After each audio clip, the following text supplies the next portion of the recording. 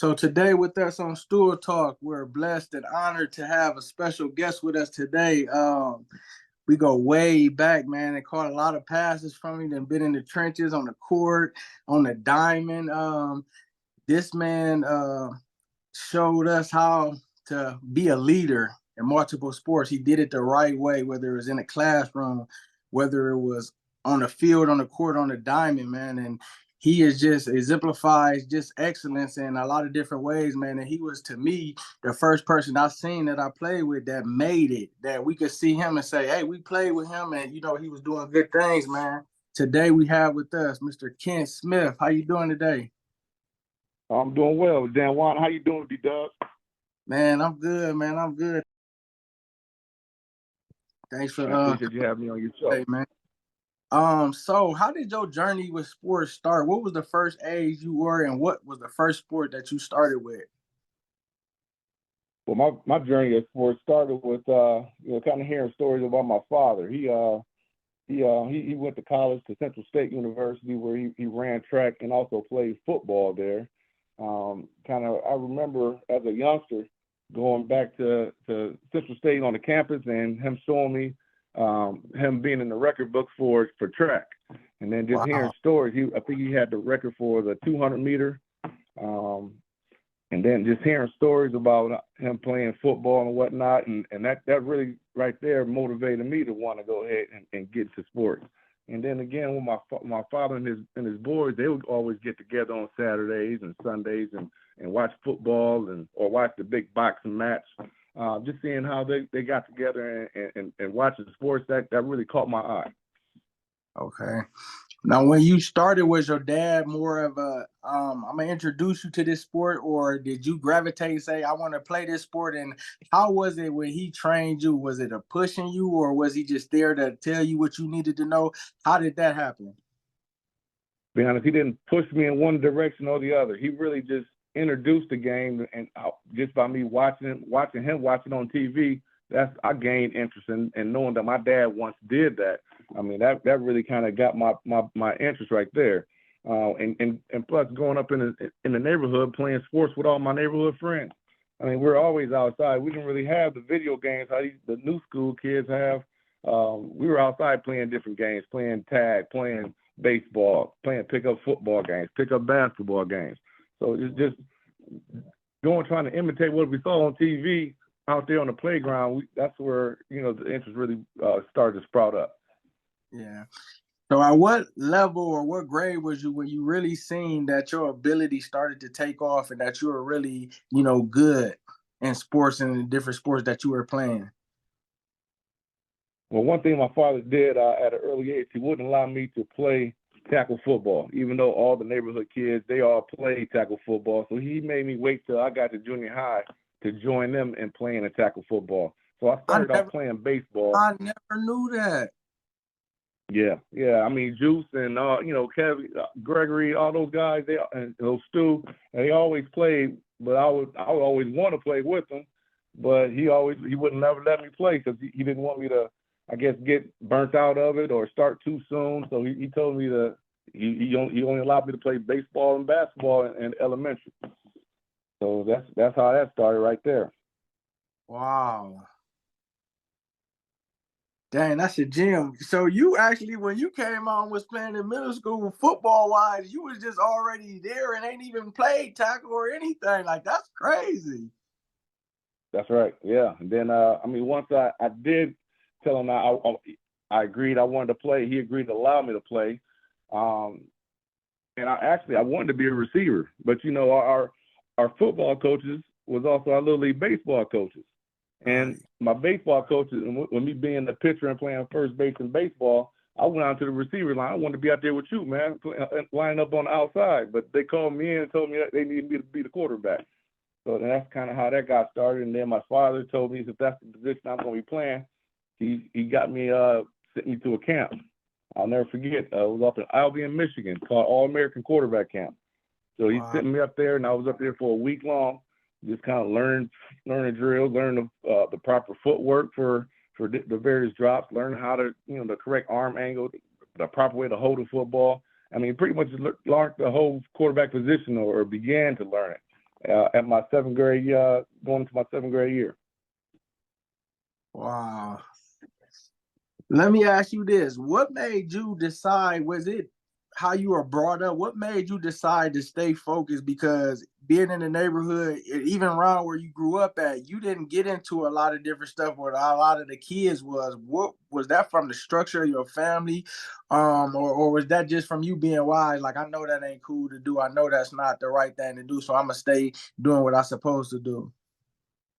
That was solely on the structure of my family. You know, both my parents being educators, my dad being a gym teacher and health and phys ed teacher. My mom, she was a second grade teacher.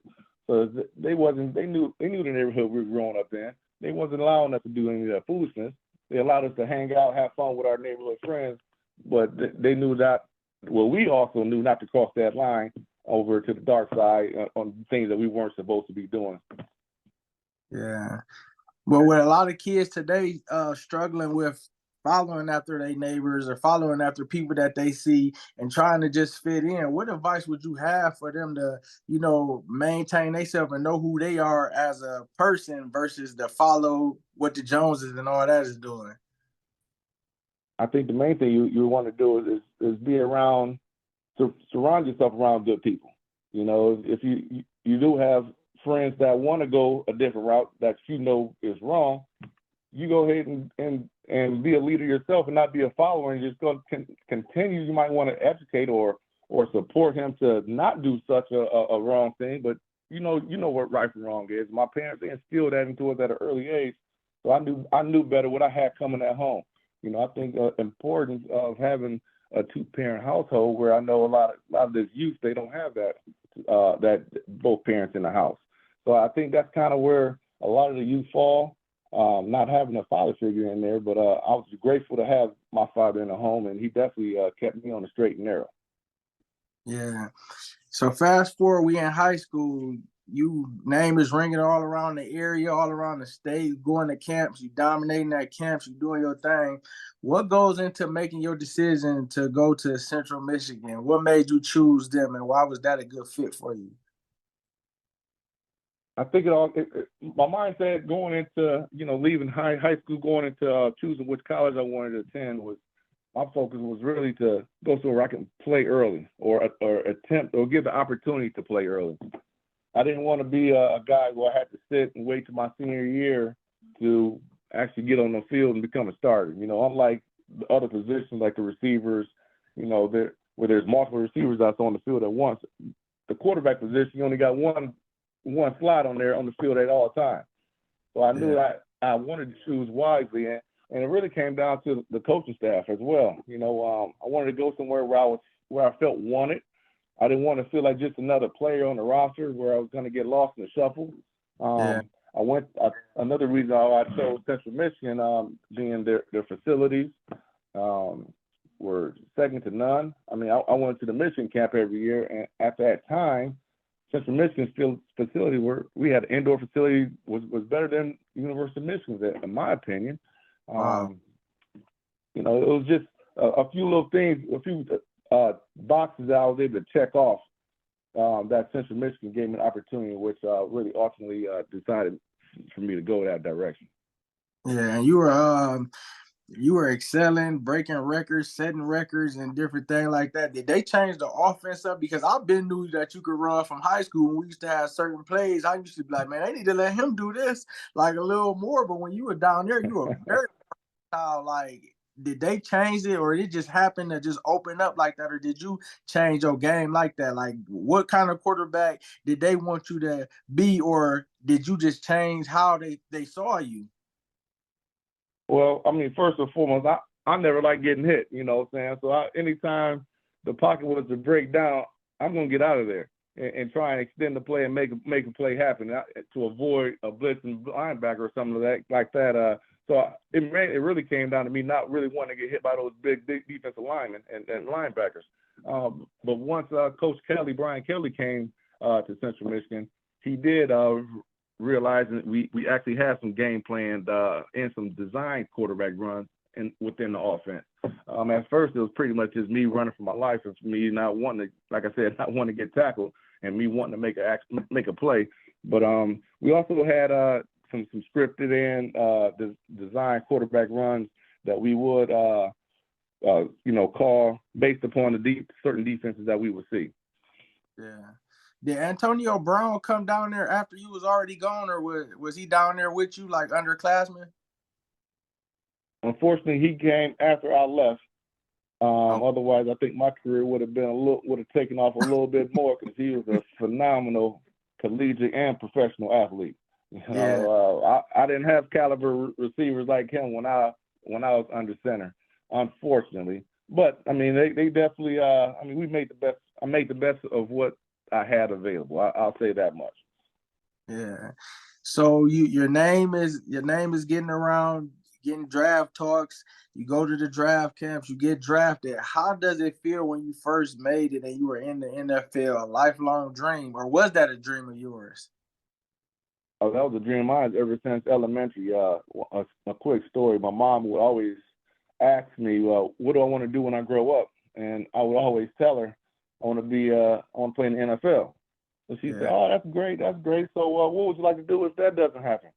Yeah, I want to play in the NFL. So that was always my first and second option, even at second to third grade, and like I said, just was always a dream of mine and a goal of mine. And I mean, it wasn't easy to get there. I definitely had a tough road. Had a lot of adversity that I had to overcome at the high school level and at the collegiate level to ultimately get to the NFL. But one thing I never did was give up, and I wouldn't give up on myself, and I wouldn't give up on my dreams. yeah. How much did faith play a part in your life growing up and even still now today? Oh, I grew up in the church. As much as when I was younger, I didn't like to be dragged to Sunday school, vacation Bible school, and all those type of things. But without the big man upstairs, there wouldn't have been any kind of Kent Smith on any type of field or basketball court or baseball diamond. I think the big man definitely played a huge role in my success, without a doubt.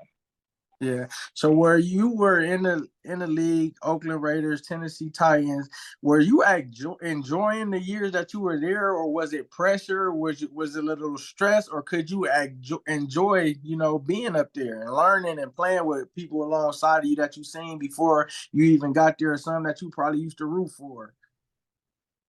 A little bit of all of that was what you just said. I mean, I definitely enjoyed every moment of it because I didn't want to take for granted because, very many individuals was given the opportunity to be at that level. Well, you already know that stress comes along with it because you never know when your last day is going to be. It's definitely a very tough business. So it added a lot of stress. But I just took it one day at a time, and I went out there and tried to make as much or learn as much as I possibly could. When I got to Oakland, I had Aaron Brooks. He was a veteran there, and he kind of took me under his wing. So I was just studying everything he did, how he prepared in the locker room, how he prepared in the film room, how he prepared on the field. Just with someone having that type of success that he did in the NFL, I definitely wanted to follow and walk in his shoes. I definitely gained a lot of friends by playing alongside of big names like Warren Sapp, Randy Moss. Watching him on TV. I remember watching Randy Moss come to Toledo and light Toledo up. Yeah. Yeah, just seeing that, and then while I'm in college and high school, watching those guys play on the big screen. I mean, it was amazing that I was there sharing a locker room with these individuals. And but I definitely felt like I belonged. I never doubted my abilities, but it was just that sometimes, you kind of be in awe, when you see them walking through the doors. Yeah.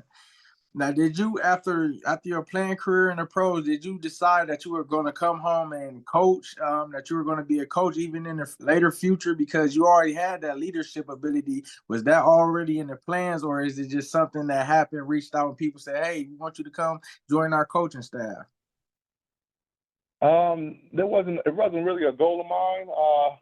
It took Brandon Carter, who I played high school football with. Shout out to I Carter B. Yeah, BC, Brandon Carter, yeah, who's now the head coach of Ottawa Hills. It took him to get me out there. You know, my goal, once I got done playing ball in Tennessee, I still had a place in Tennessee that I was paying for. But I decided to come back home because I had some young nieces that was playing basketball for Rogers and was having some success. So I'm like, well, I don't want to be away from them. I want to be able to watch their high school career, in which one of my nieces ended up, made it down to the state finals where they didn't win it, but she had great success and ended up playing college basketball at University of Michigan. And then she transferred her junior year to go down to University of Houston, where she finished up and graduated from. And her little sister also played at Rogers High School, where she was able to get 2 state titles, back-to-back titles, playing alongside Uzziah Cook, who's having a phenomenal career had a phenomenal career at South Carolina, who's now at playing in WNBA out in LA. I had opportunity to come back and watch them, and so that was important to me. I think family was important to me. Me being away wasn't that important, so I wanted to come back home and support them and watch them grow and blossom. So that's kind of what drew me back to Toledo. And then once I got here, word got out, and he got Brandon Carter was coaching over at Northview High School at the time, and he asked me to come out and join the staff, and I did. Had a great time coaching with those gentlemen over at Northview for a couple of years until my job wouldn't allow me to. I had to take it. I was on the second shift, so I had to give up coaching for a little bit. And now that I'm back in the school system working with TPS, it freed up my schedule to allow myself to get back into the coaching world, where now I'm at Springfield High School coaching. But definitely Brandon Carter, I owe all my coaching career to him. Otherwise, I would not have came out. But I'm glad he got me out, because I was able to bestow some of the knowledge that I learned, along the way. I'm trying to just give it back to these young men so they can try and make a name, make something of themselves. Because if I would have known the things I knew in high school, or the things I knew in college, if I knew that in high school, I feel that would have made me that much better of a high school player. And if some of the things I learned in the pros, if I would have known that at the collegiate level, I think I'd have been an even better collegiate player as well. So I just try and give my knowledge that I gained along the way and try and help and also motivate some of these young fellas to go ahead and do something with themselves. Yeah, y'all had Griffin out there at the running back at Springfield, right? We did. He I wish we had another year with Griffin, man. I don't think he didn't get the amount of carries that he should have. But when we did call his number and call his name, he definitely went out there and performed, and I feel he had a pretty decent senior year. Yeah. So how is the state of football, high school football, and college today in your eyes, in your opinion? Do you think it's all about team and people really doing it for the love and passion, or they're doing it for different reasons? And is the love still there, in your opinion? I think it depends on the individual. Each player's perspective and background is all different. So everyone will be doing it for different reasons. Some may be doing it to get themselves and their families out of a bad situation. Where some might be doing it like myself. I had a love for the game at an early age. So I think it depends on each individual. I think the state of high school football, I think it kind of suffers due to the fact of the transfer portal in the collegiate level. I think that's really, really hurting the high school players, because if you're not a 4 or 5-star high school athlete coming out of high school, I think it's very difficult for you to land one of those a D1 spot. Because if I'm a college coach, I know that my job's on the line. I understand why they would go research the transfer portal before they would look at a high school kid, just for the simple fact that these kids that's in the transfer portal, they've been in the trenches at the college level. They know how to be and have that independence where you got to balance your classwork and the football field and your social life. So they kind of already know the grind that it takes on the college level. Whereas these high school kids, they're really green. They don't really know what exactly they're walking themselves into. I know when I came out of high school into the college level, my eyes were opened up drastically, because I didn't, in high school, all I saw was, you just watch the games on Saturday, but you don't see what it takes Sunday through Saturday with all the work and hard work and all the different things that it took for those athletes to get to Saturday on game day. You know what I mean? So Yeah. that's something that a lot of these high school kids might not know. You know, my first day of summer camp was a 3-a-day. We had freshman 3-a-days. We didn't have that in high school like that. We just had 2-a-days. So it was definitely an eye opener. And then once the rest of the veterans came in and joined us at camp, I mean, just watching how the pace of the game, just watching how they work, they move, you know, it's definitely different. So I think the high school sports is really suffering a bit, or the athletes, I should say, is suffering a bit because of the transfer portal. And, I mean, these NIL deals that these high schoolers are able to get, as well as these college kids. So, I mean, I think that's definitely a motivator for some of these high school and college kids right there, because you're able to make a little coin while you're still playing college ball, which is, I think, is huge, because the sport itself is very demanding. You know, I mean, you play college ball, so you already know it's a grind. It doesn't really leave very much opportunity for you to go and make a couple of dollars to help support yourself. You know, because you have all your time is pretty much your schoolwork, and then you go in over to your football. So you got to watch film, you got to lift during the season. See, we weren't lifting as heavy in high school that we did at the college level. We didn't do all that. Yeah. But like I said, it takes a lot for you to have to balance your social life, your athletic life, as well as your academic life. Yeah. One of the hardest positions on the football field is the quarterback position. Why do you feel like a lot of quarterbacks struggle with the position? They struggle to get better. They keep making mental mistakes. Like my boy, I like Buffalo Bills, but that Josh Allen, he keeps turning the ball over. Like, and it's like, man, I know we might look at it and say it's simple, but it's hard. You got to be focused and studying a lot of tape. Why are so many people struggling to be good at the quarterback position? Well, you know, for one, all eyes are always on you constantly at the quarterback position, because you're handling the ball at every snap. You know, so you have that's the position comes with a lot of pressure for one. You know, Josh Allen might just be putting a lot on his shoulders, where he has a great supporting cast, where he might be feeling like he has to make that play, or he has to make certain plays and put the team on his back, where he really doesn't. All you got to do is just give what the defense is giving him. You know, there's no need to try and force, you know, some balls in there where there's no need for him to do so. I think yesterday's game, I watched a few of those plays where he just had some of those players were just dropping the ball for him. They weren't really helping him out.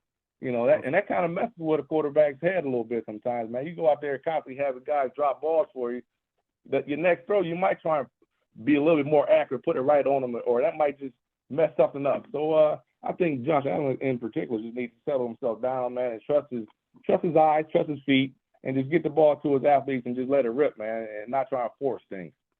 Yeah. Do you feel like with different players at the quarterback position that's where they struggle, not taking what the defense give them versus trying to make the big play all the time? Do you feel like a lot of quarterbacks in today's game, that's what they do? Well, yeah, you know, especially at the NFL level, it's a lot of pressure, you know, definitely a lot of pressure. So you want some guys explode out of pressure, you know, some guys have a lot of success, you know, but then again, you might have some individuals who don't handle pressure so well. But it really comes down to it's not a me game, right? You know, football, it takes all 11 on the field collectively as one to be successful. So you really got to just trust your teammates and just find an open guy. Just trust your teammates, trust your coach's game plan. And like I said, man, really just take what the defense gives. I know that's one thing I tell my young quarterback. You know, you don't have to do it all on it. We're not going to win the game on one play. So you just go out there, play hard, and then trust and take whatever the defense gives you. Go ahead and take it, man. If it's a 5-yard hitch, let's go ahead and take the hitch over a 20-yard bomb. I'm sure you got good enough athletes that can break those tackles and turn a 5-yard hitch into a 20-yard gain. I mean, those athletes out there are phenomenal, man. They're big, strong, fast. So you just got to trust your teammates and just get the ball out in their hands early and let them do their thing. Yeah. You're a family man. You got a beautiful family. You working, you're coaching, you're imparting into the youth in school, at your job, and even coaching. It's good for young Black males to see men like you that's doing the work, that's making an honest living, that's being productive and still having a family, because a lot of times they don't see that. They see other people doing different things. They see negativity, or they don't have that to even look at. What could we do as far as, because like when me and B Force was talking, they don't really have different things for the youth to do no more. So now they just out, just doing whatever, or they don't got nobody to look up to. They don't got community. What could be done to bring them together to be able to have a purpose and that be focused, or even to want different things in life versus just to live every day like it's their last? I think one thing that us as a community can do is reach these kids at an early age. You know, once they kind of get to the junior high and high school level, you might be able to reach some of them and turn, you know, instead of when they get to a fork of the road and they have, if you go left, that's where the danger's at. And you go right, that can be a path of success. And you can get those guys to go right more often, you know, at an early age. I think it's huge to get these guys' attention early, you know, and kind of that way you can mold them into the young men that they should want to be. But it's definitely a lot of the streets are raising these kids, you know, and I think that's definitely doing our community as a whole a disservice, you know, because if you have the streets raising kids, that's just not a good thing. And we need more fathers and more uncles or granddads, you know, to kind of take these youngsters by the hand and redirect them and guide them in the right direction. Because there's a lot of mischief out there in these streets, man. And I think sports can definitely be a life-saving thing, you know, for a lot of these youth. Yeah.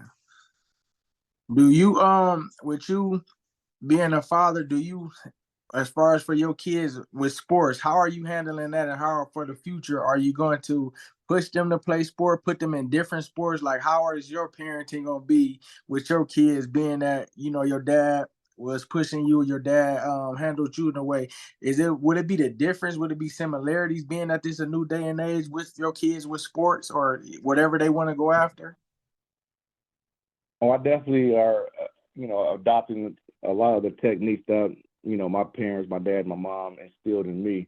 So I'm not forcing. I'm never going to force my kids into doing any type of sporting events. What I'm doing is I'm putting them around, you know, various sports, and just to try and gain their interest. You know, I always would take them to my niece's basketball games. You know, so hopefully my daughters, you know, seeing my nieces play basketball, that might spark their interest. Or, I mean, I watch a lot of sports on TV, so hopefully my son, just like my dad did for me, you know, seeing it on TV, seeing how it's done, that can kind of gain his interest right there. But I just put them in different sports. I'm not just putting them in the normal football and basketball. I mean, I have my son playing soccer. I got him at the Y. So just different sports to try and see, one, what he's good at, and two, what piques his interest. You know, I definitely don't want to force him to do anything, but I definitely want to put him just around him and put him in the position to make a choice, to know that there's more things out there than just to kind of keep him active in his upbringing. Yeah.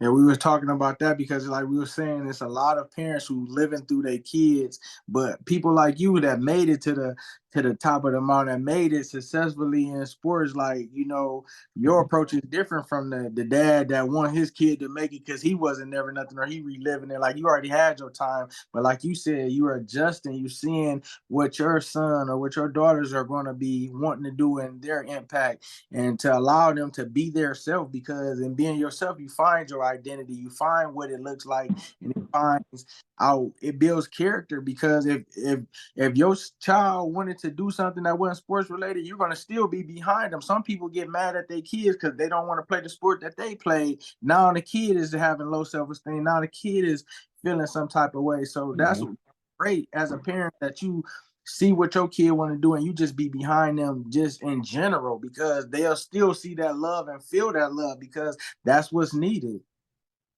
Absolutely. You know what? I mean, if he chooses to pick up an instrument and want to be in the band, I mean, I'm not going to say how happy I'm going to be, but I'm going to be happy because he's happy.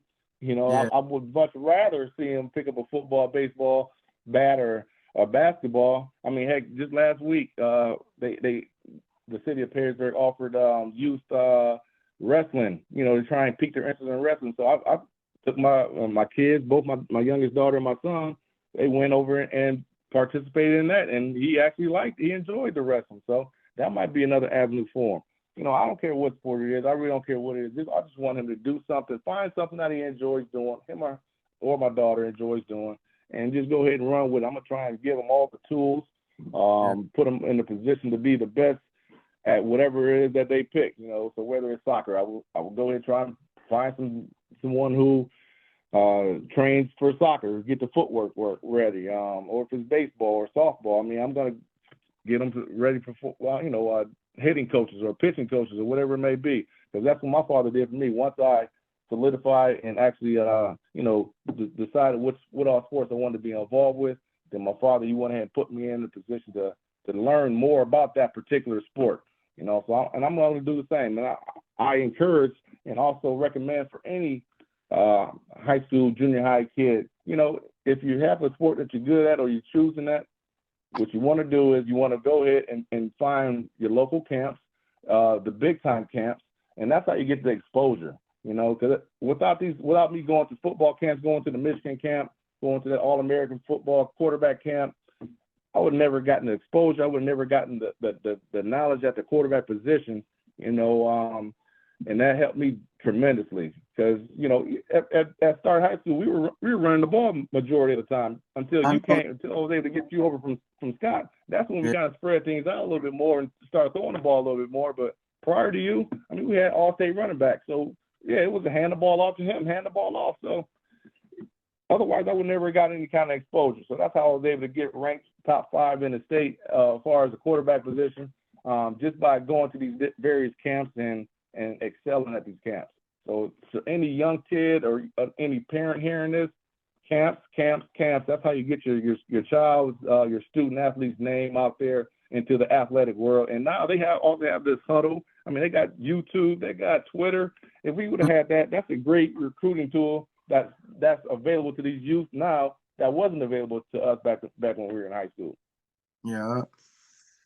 Let's ask a couple questions.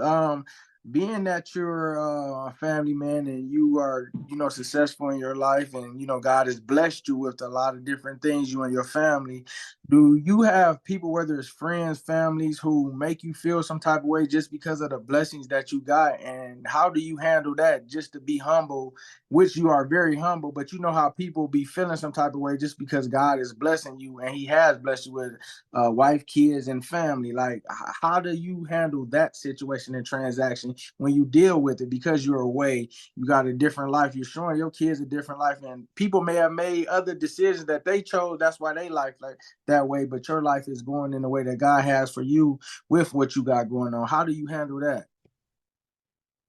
Man, I just live my life one day at a time, man. Try and put my kids first. And if someone on the outside of my circle don't like that, then, I mean, shame on them, I guess. You know, it's not going to affect me because I'm not going to stop doing what I do for my kids or for my family or for myself. You know, I'm like you said, I don't go out. I'm not a big bragger. I don't go out and flaunt the various things that I've had. I have had a blessed life up until this point, and hope it continues. But you know, for those who see me as a certain type of way, it doesn't affect me one bit at all, man, to be honest, because I'm not seeing them anyway. Everybody I have in my corner, we all think alike, we all act alike, and we all have the same type of goals for our families and kids. So for anybody who's on the outside of that, I mean, it is what it is. It's not going to affect my life. So I just don't even see it. Or if I do see it, I oversee it. You know, I'm not going to allow that negativity to bring me down whatsoever. I know how easy it can happen, but that's just something I refuse to do, and I won't do it, and my kids won't allow me to do it because I do everything I do for them. Yeah. Last question: top 5 quarterbacks all time. Ooh, top 5 at the college or high school level, or which level? Pro level? Yeah, pro level. Okay, pro level. Okay, we can do top. We can do top 3 at all levels. Top 3 at all levels. Well, I mean, I would say around this area, as far as high school, are you talking about the Northwest Ohio area, or are we talking as far as high school? It don't matter, whatever, whichever. Well, I mean, in this area around here, was top 5 or top 3. You say, well, definitely you got to throw Big Ben Roethlisberger's in there. You know, he was definitely my era.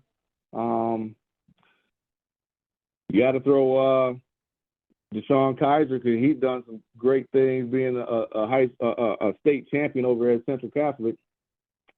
And honestly, it's another young kid that's up and coming. That's at Finley High School.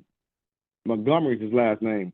I mean, this kid, we played against him, and he's every bit of as advertised. He's a strong arm, big frame. He anticipates throws well. And I think all the colleges are after him. So I think he's another good one. I don't think I've seen too many outside of myself. I'm not going to put myself in there, but outside of those 3, I haven't seen too many that's better than them in Northwest Ohio. Now, if we go to the collegiate level,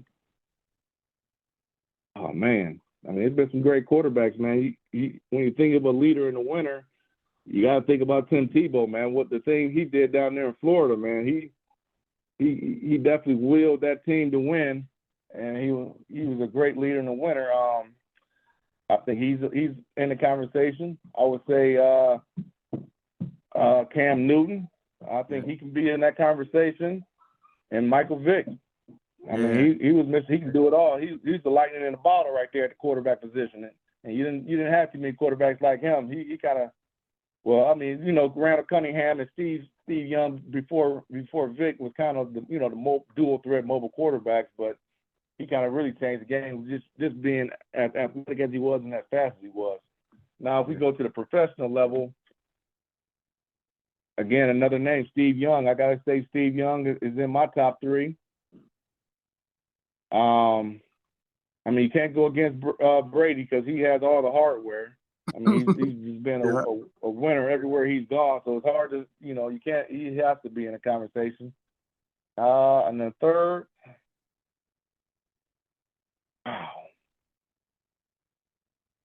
you know what, I'm gonna go Mike Vick again, because just being someone that me and myself I looked up to and wanted to try and imitate a little bit, you know, being, you know, just getting out of the pocket and extending plays and making plays with your feet as well as with your arms. So I think that'll be my top 3. Although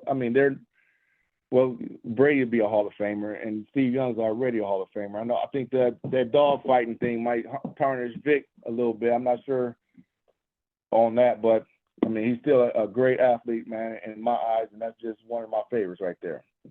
Yeah. Well, thank you, man. It's been great. We really appreciate you, man. And I just want to tell you to continue being great, continue being that great leader, man. Being able to pour into the youth at the schools, the high schools, and even playing sports, because they really need it, man. And coming from someone with a heart like yours that genuinely care, genuinely have love. And I know once you commit to something, you're really going to commit to it and you're going to give it your all. And that's what's needed, man. And I'm just proud of you and the man that you have become. Like I said, beautiful family, man. And just to see what God is doing in your life, man, it's amazing. And, you know, just keep doing it, man. Keep being blessed. You know what? And right back at you, D-Dub. I mean, you're doing big things with this show you got here, man. I'm sure it's going to reach out and touch a lot of lives, man. So you definitely doing a great job, man. Pat yourself on the back yourself, man. And you're definitely doing the things you're doing for you and your family, man. Absolutely great job on your part as well. So, man, you keep doing what you're doing as well, man. And I appreciate you having me on as a guest.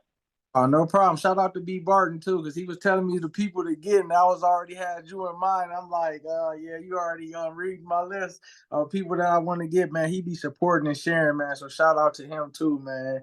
And we just appreciate you, man. Continue doing your thing, and, you know, we'll be talking. We'll be in touch. No doubt. Next time you're up north, man, you gotta come stop by, man. Yeah, come have a beverage or two. Okay. All right, and hey, say hello to your family too, man. It's been a while since I've seen them. Tell them hello for me. Okay, I sure will.